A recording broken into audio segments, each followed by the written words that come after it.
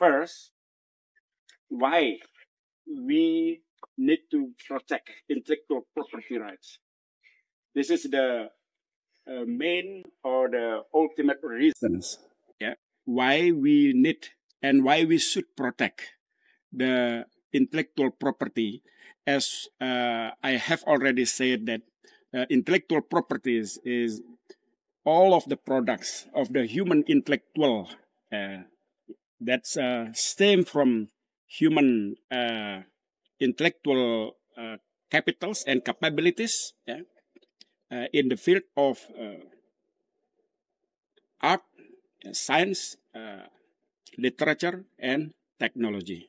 So the scope, yeah, of intellectual property laid on the broad aspect, maybe the broadest aspect, because every single affairs of your every daily life, yeah, are part of the intellectual property. There is no one can live and stand, yeah, without the intellectual property products. Yeah, from your day in the morning, when you wake up in the morning, and then you do the activities in your daily activities in the school, in society, in your organizations, in many things, you will find the intellectual property is part of your life. For that reasons, the intellectual property is very important. Yeah, first to boost or to support the economic activities. Yeah, not only in the field of let's say in what we call natural resource, yeah, of products, but all of the intellectual property products that stem from human capitals, yeah, not refers to the natural or the real things, but the intellectual or the what we call intellectual property or intellectual capabilities. The first reasons, yeah, why we need to protect intellectual property, because of fundamental rights, yeah, because of human rights. Yeah, if we look at the story or the history of the intellectual property, actually, the intellectual property stem from or the spark from the liberal philosophy that has been constructed and designed by Lockean thought in his book of the Second Treatise. Yeah, the book of John Locke. Yeah, in Second Treatise propose seven. I assume that in my point of view, that are basic or fundamental thought, yeah, or the foundations of thought of Lockean in underlying the liberal philosophy. Why I said a liberal philosophy? Because it provides the freedom of people. Yeah, every citizens have freedom, liberty. Yeah, has liberty, has freedom, has rights to optimize their own potentials that has been granted by the God. This is the reasons. The first propositions, yeah, Locke said that principally the God, yeah, created the universe, and it's all of the universe, yeah, the substance of the universe, yeah, are part of the universe, are created by the God. The second propositions, the God also created the human being. When human being exists, it exists with his potentials. So every human being has potentials that has been created and granted by the God. When I mention about the potentials, it refers to the all of the intellectuals, all of the imagines, his imaginations, his power, his power, as well as his eagerness, spirits, enthusiasm, to do anything. Everyone has right to do anything because of the God has granted the potentials, to be part and embedded in the human being that has been created by the God. So if we look at the inspirations, from Kuncharaningrat, is one of the anthropologists, is one of the anthropologist scholars, famous at that time. He mentions that the culture is part of the what we call he said cipta, rasa, dan karsa. That's cipta is creation.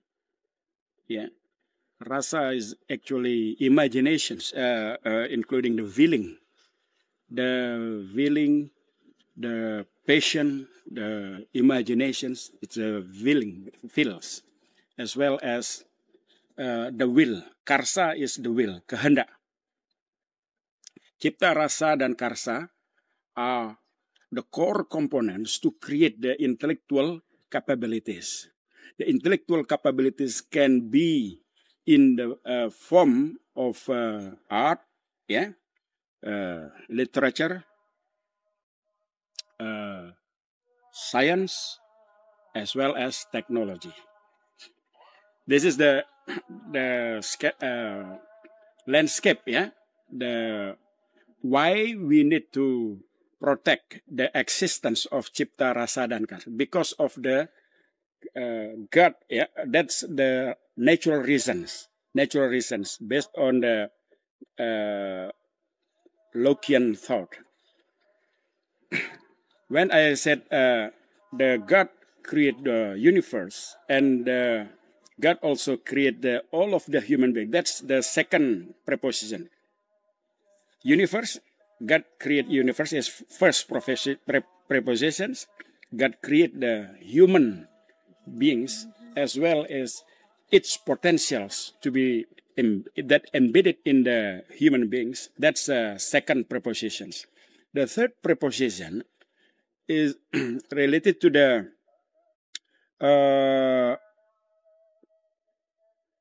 interventions, the words of interventions. Why? Because everyone who has the potentials from the God, he can intervene his potentials, including the his intellectual, his power, his enthusiasm, his imaginations, that could his power, physical things, physical potentials that could be intervened to the universe. All of the universe, like sceneries, natural resource, natural things. When the natural intervene by the human capitals, they create the new products, right? For example, alam semesta ini, that's the naturals. Ketika diintervensi oleh potensi manusia, when human being, everyone has rights to intervene their own potentials to the natures. Then all of the products of the natures, all of the products as a consequence of the interventions, are part of their rights, his own rights. For example, if one persons, intervene their potentials, for example, his power to rise or to plant corn, for example, corn itu jagung. Then the corn is owned by the intervener. This is the reasons. So the rights to intervene is the third propositions. And the further step of the interventions rise the rights, the products. The products are the natural rights. This is the reasons. The story, fundamental history, why the natural rights should be protected. Because everyone has invest their own physical things, their own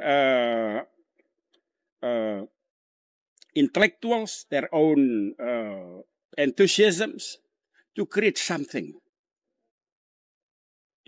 For that reasons, all of the products that are created from the interventions become part of the natural rights.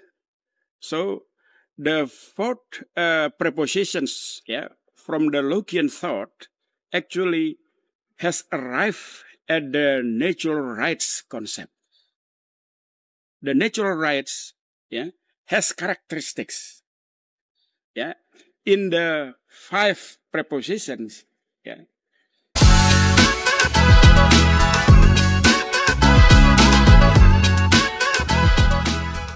Locke state that the rights has characteristics. The characteristics of the rights, the natural rights, the rights embedded in everyone has invest their potential to create the rights.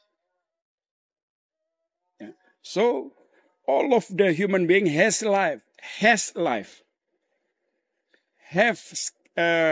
passion, has enthusiasm, has imagination, has spirit. Then everyone has right to do anything by his potentials in order to create the new product that we said that they are the rights. The natural rights come into the 5 prepositions. The rights has characteristics. First, the natural rights embedded in the human life. For that reason, the right cannot be revoked and cannot be granted by anyone. This is the reasons why the fundamental rights cannot be revoked and cannot be granted by anyone, including the king, including the state. This is the story. When Thomas Jefferson, one of the founding fathers of United States, he said, some scholars assume that Jefferson's adopt the concept of this Lockean thought into the constitutions of America in order to protect the fundamental rights of people, in order to protect the liberty. For that reason, why United States has 3 main fundamental values that underlying their constitutions and its laws. The fundamental values are liberty. Liberty is kemerdekaan. Freedom, kebebasan. And the third one is privacy, individual privacy.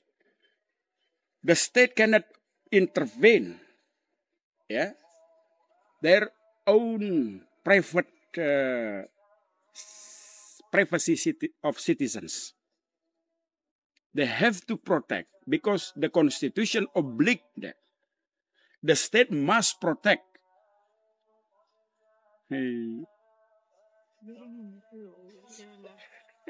Ya, jangan. Bersama-sama. Dia kucing itu mengerti, dia ikut dia kuliah itu. Menarik. Back to the concept, the primary previous concept. In this sessions, I try to visualize the worst reasons why we should protect intellectual property because of fundamental rights, and the story of the protections of fundamental rights because of I recognize that we are inspired by Lockean thought, in his book of the Second Treatise. Not only us, but also we learn from the history. Jefferson also was inspired by Lockean thought. Why? When Thomas Jefferson constructed the United States Constitutions, they insert his theme, of course, Jefferson's with his theme, but the exponent of the Reformation of the founding fathers of United States as also the Jeffersons. And Jefferson said three components, the values, freedom, liberty, and privacy, individual. If you look at the impact of the values, the United States try to use their ideology, for liberalizing all of the states, including us. They try to liberalize everyone's based on the market supply and demands. For example, in economic, everyone has right to develop their own potentials, their own capitals, to do anything, as long as it is based on the rule. But the problem, if we leave this concept, then the capital will provide broader room for the owner or the capital owners. They can use their own capital to exploit the others. This is the story too. If we look at the transformations of economic in era industry, industrial revolutions, industrial revolutions in Europe actually has been sparked from the revolution of France, Revolusi Prancis. Before the French revolutions, we know that all of the states in Europe are in the form, are controlled and managed by the king. The characteristics of the states in Europe actually refers to the monarchical, absolutist monarch that provide absolute power to the king. At that time, there is no one has rights everyone that are part of the kingdom are owned and possessed by the king.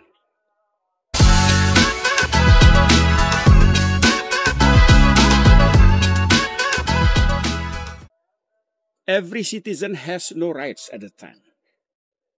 There is no rights. Yeah, everyone, every single things, even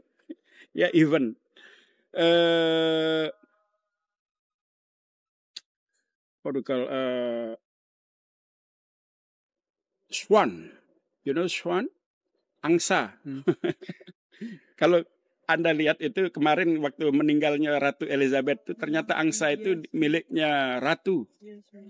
Dan kalau Anda memotong angsa itu hukumannya bisa mati pada masa tahun-tahun 1400. Karena itu hutan itu milik raja, milik ratu, milik raja. Termasuk kijang, the deers. Deers, swan, something silly things that are owned by the king. Except the animal husbandry, and animals that are preserved and cultivated by the farmers. But if the animals live in the forest or live in the public, that are owned by the king, and this is the story. So every citizen at that time has no rights, even their own soul. The jiwa, the soul, is owned by the king. This is the expression situations that has been written by the historian in Princeton. His name Carlahis. The story of intellect. His article, his title on the history of intellectual property in Renaissance era.